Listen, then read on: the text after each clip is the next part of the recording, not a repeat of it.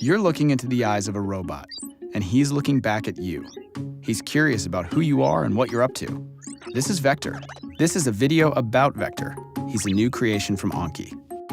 He is a character, a robot that is meant to live in your home. He's always on, he's alive. The idea is really that Vector becomes part of the family or that home, both on the emotional character side, but then also on the utility side. Vector is really the first robot that uses advanced deep neural networks to do a lot of perception and understanding of the world around him.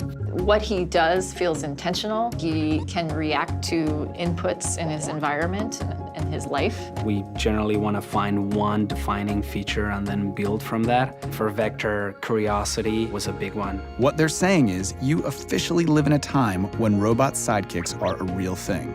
Hey, Vector, give me a fist bump. It's a step closer to that sci-fi robot, that everyone wants to be friends with. That step closer means you've got a robot in your house waiting for you to get home.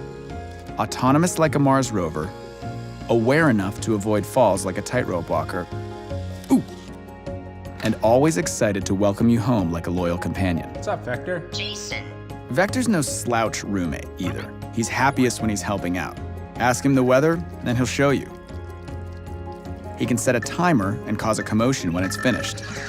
Activate robot alarm. And he can connect his robot brain to the internet to answer your questions. Definition of life, the characteristic state in the world of living. He's a little robot who brings a lot to your house. He's also a little robot with nearly 700 parts. That one right there, that's his soul part. Okay, I made that one up, but the little guy's got soul. Let's get someone in here to tell him what all this stuff actually does. How does he hear? Vector has a microphone array, which allows it to hear voices and noises and understand where it came from. What's he use to see? Vector uses a wide-angle camera.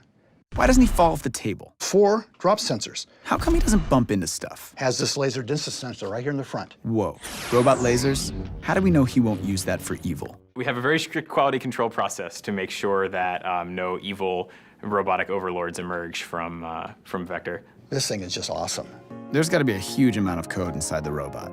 There is a huge amount of code inside the robot. It's a few million lines of code at this point. That software really encompasses everything from the character to the low-level operating system to the cloud functionality. He has a camera in his face, and that's actually one of his primary sensors, not just capturing the light in all the pixels, but it's making sense of those pixels. He knows what it is and where the stuff is.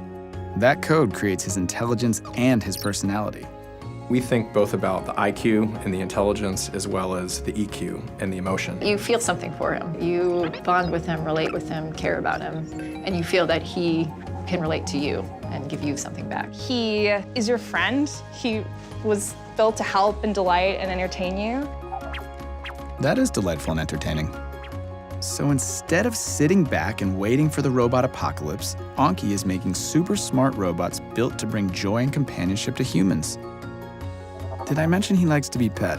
I know. Vector is a really big milestone for robotics because for the first time ever, there will be hundreds of thousands of people living with a robot in their homes, and that has never happened before. Vector is ready to live in your house. Or at least he will be after this nap. Sweet robot dreams, buddy.